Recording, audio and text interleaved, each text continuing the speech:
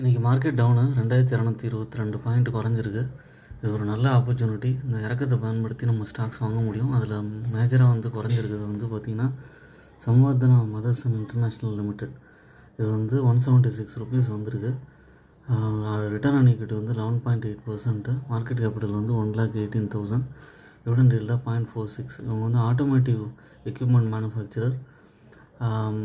இதோட ப்ரைஸ் பார்த்திங்கன்னா ஒரு ஜனவரிக்கு அப்புறம் ஒரு 80 ருபீஸில் இருந்தது நல்லா ஏறி 200 ரூபா வரைக்கும் போயிட்டு இப்போ ஒரு இறக்கத்தை கொடுத்துருக்கு. இது பேனிக் ஆக வேண்டியது விஷயம் இல்லை. இன்றைக்கே பார்த்திங்கன்னா ப்ரொமோட்டர் ஹோல்டிங் நல்லாவே இன்க்ரீஸ் ஆகிருக்கு. இது திரும்பவும் ஒரு 200 ருபீஸ் 220 ருபீஸ் போக வாய்ப்பு இருக்குது. ஓன் அனாலிசிஸ் பண்ணுங்கள். அதுக்கப்புறம் healthy dividend pay out 27.7%. I'm not a SEBI registered person. உங்களோட ஓன் அனாலிசிஸ் பண்ணிவிட்டு அதுக்கப்புறமா நீங்கள் பர்ச்சேஸ் பண்ணுறதை பற்றி யோசிக்கலாம். என்னோட இன்வெஸ்ட்மெண்ட் ஐடியாஸ் சேனலை சப்ஸ்கிரைப்